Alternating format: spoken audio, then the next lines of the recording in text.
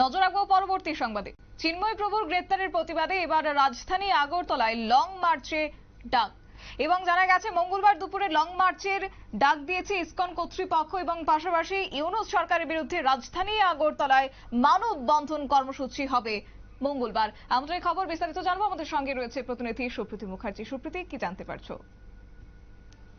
বাংলাদেশে হিন্দুদের উপর লাগাতার তোমার নির্যাতন এবং তার প্রতিবাদ, ওদিকে ইসকনের সন্ন্যাসী চিন্ময় কৃষ্ণ দাসের মুক্তির দাবি, এই দাবিকে সামনে রেখে আমরা দেখছিলাম কি যে ইসকনের পক্ষ থেকে তোমার লাগাতার ভাবে শান্তিপূর্ণ ভাবে আন্দোলনটা চালিয়ে যাচ্ছিলেন। এবারে সেই জায়গায় দাঁড়িয়ে আগামী কালকে তারা একটি মহামিছিলের ডাক দিয়েছেন বা মহাসমাবেশের ডাক দিয়েছেন এবং ইউনূস সরকারের বিরুদ্ধে রাজধানী আগরতলাতে তারা অস্ত্রার গর্জে উঠতে চলেছেন। শুধুমাত্র ইসকন কর্তৃপক্ষ যে এর সাথে রয়েছেন তা নয়, আগামী কালকের এই যে লং মার্চের আয়োজন হবে বা আগামী কালকের যে আন্দোলন, সেই আন্দোলনে নির্দিষ্ট ধর্ম বা নির্দিষ্ট কোনো মন্ত্রী কিছু থাকছে না। আপামর সনাতনীরা, আপামর ধর্মপ্রাণ সাধারণ প্রত্যেকে সামিল হচ্ছে আগামী কালকের এই মহা মিছিলে।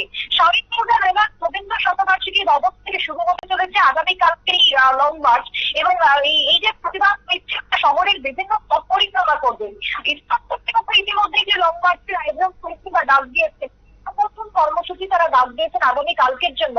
এই কর্মসূচিতে গোটা রাজ্য থেকে প্রতিটা অংশের সাধারণ মানুষ থেকে শুরু করে গোটা রাজ্য থেকে যারা ধর্মীয় বা বিভিন্ন সংগঠনের সাথে যুক্ত, সেটা হোক কেউ শৈব ধর্ম, কেউ হোক কৃষ্ণ ধর্ম, কেউ হোক তোমার কালী, যে কোনো ধর্মের সাধারণ যারাই রয়েছেন তারা প্রত্যেকেই আগামী কালকের এই মহা মিছিল বা মহা যে তোমার লং মার্চ তাতে সামিল হতে চলেছেন এমনটা একটি খবর উঠে আসছে। এবং এই মিছিল থেকে হিন্দু নির্যাতনের বিরুদ্ধে এক প্রকার উঠে আসবে বহু স্লোগান, এক প্রকার তাদের বর্জন চালাবে এবং চিন্ময় কৃষ্ণ দাসের গ্রেপ্তারির পর তাকে মুক্তির দাবিতে এই যে মিছিলের ডাক রয়েছে, সেই মিছিল কিন্তু আগামী কালকে এক প্রকার সারা জায়গাতে চলেছে রাজ্যের বুকে। অন্যদিকে দেখো আগামী কাল হচ্ছে মঙ্গলবার মানেই হচ্ছে সেই দিন যেদিনে বাংলাদেশের চট্টগ্রামে চিন্ময় কৃষ্ণ দাসের মামলার শুনানি হবে। চিন্ময় কৃষ্ণ দাসকে করা হবে আদালতে। এখন আপনি কিছু বলছেন? একেবারে সুপ্রীতি, যেমনটা বলছিলে আগামী কালকে দেখো বাংলাদেশের যে আদালত, সেই আদালতে করা হবে এবং সেখানে তার মামলার শুনানি রয়েছে। আর এই শুনানিতে কি উঠে আসে রায়, তাকে গ্রেফতার করার পর যদি এখনো পর্যন্ত কোনো ভ্যালিড রিজন দেখাতে পারেনি সেখানকার আইন প্রশাসন, তো সেই জায়গাতে আগামী কালকে তাকে মুক্তি দেওয়া হয় কিনা সেদিকে কিন্তু তাকিয়ে রয়েছে আপামর ভারতবাসী। এবং শুধুমাত্র ভারতবাসী নয়, গোটা বিশ্ব একত্রিত হয়ে গেছে। বাংলাদেশের যে ঘটনা, বাংলাদেশের যে আচরণ, তাকে গোটা বিশ্বের দেশই এই মুহূর্তে কাপড় দিতে পারছে না। আগামী কালকে যদি কোনো কিছু হয়, যদি চিন্ময় কৃষ্ণ দাসকে অবিলম্বে মুক্তি না দেওয়া হয়, তাহলে কিন্তু শতাব্দী এই আন্দোলনের ঝাঁজ এবং এই আন্দোলনের তেজ আরো বাড়তে থাকবে এবং আগামী দিনে ভারত সরকারের উপর একটা চাপ আসবে। স্বাভাবিকভাবে দেশের সাধারণ মানুষের পক্ষ থেকে যে এবার ভারত সরকার এমন কড়া পদক্ষেপ নেই বাংলাদেশিরা অন্তত এবার উপযুক্ত শাস্তি পায়, তারা উপলব্ধি করতে পারে সন্তানদের উপর নির্যাতন, চিন্ময় কৃষ্ণ দাসকে গ্রেফতারের ফল কি হতে পারে বা এই যে নির্যাতন চলছে তাতে করে বাংলাদেশের দিকে যাতে এবার কড়াকড়ি হয় ভারত সরকার, সেই দাবিও কিন্তু আগামী দিনে উঠে আসতে চলেছে।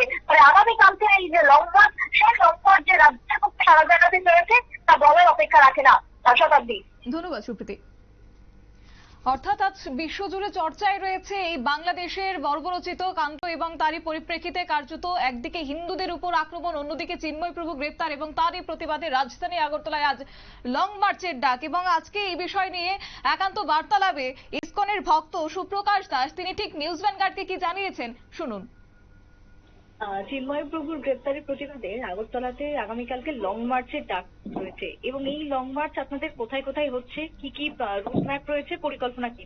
দেখুন, আমাদের বাংলাদেশে ঘটে যাওয়া এই দুর্বিষহ সমস্ত সনাতনীদের পক্ষে, সমস্ত সনাতনীরা যেন সুস্থ থাকে তার বিষয়ে আমরা আগামীকাল ভগবানের কাছে প্রার্থনা করব শহরের রাজপথে, যেরকমটা আমরা বিগত দিনে করছিলাম। কিন্তু কালকেরটা একটু বিশাল বড় আকারে হচ্ছে। সমস্ত সনাতনী ধর্মাবলম্বীরা, যার মধ্যে কোনো ধরনের ব্যারিয়ার নেই, আমরা রবীন্দ্র ভবন প্রাঙ্গণ থেকে 12:30 থেকে শুরু হচ্ছে সেই হরিনাম সংকীর্তন, সেই হর হর মহাদেব, জয় মা দুর্গা, সেই সমস্ত স্লোগানে আমরা সমস্ত সনাতনীরা শহরের রাজপথে আগামীকাল রবীন্দ্র ভবন প্রাঙ্গণ থেকে শুরু হয়ে লং মার্চ শুরু হবে। আমরা লং মার্চ করতে করতে রবীন্দ্র ভবন প্রাঙ্গণ থেকে সারা শহর পরিক্রমা করব।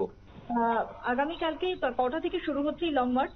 লং মার্চ শুরু হচ্ছে 12:30 থেকে শুরু করে 1টার মধ্যে আমরা রবীন্দ্র ভবন প্রাঙ্গণ থেকে বেরিয়ে যাব, যার মধ্যে আমাদের সমস্ত সনাতন ধর্মাবলম্বীরা উপস্থিত থাকবেন। এটা কি গোটা রাজ্যব্যাপী হবে?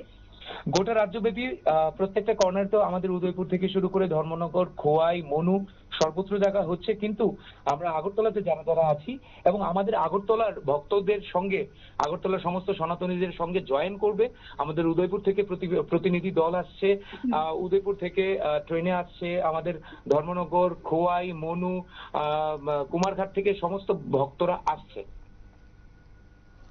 আপনারা শুনলেন ইসকনের ভক্ত সুপ্রকাশ দাসের বক্তব্য, এবং তিনি কিন্তু জানিয়ে দিয়েছেন যে আগামীকালই ঠিক 12:30 নাগাদ রবীন্দ্র ভবন প্রাঙ্গণ থেকে শুরু হবে এই লং মার্চ, এবং সেখানে কার্যত বিভিন্ন জায়গা থেকে উপস্থিত হবেন বৃহৎ আকারে।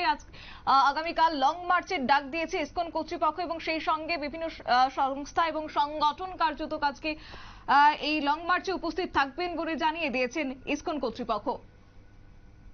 নিয়ে নিচ্ছে ছোট্ট একটি বিজ্ঞাপন বিরতির সঙ্গে থাকুন।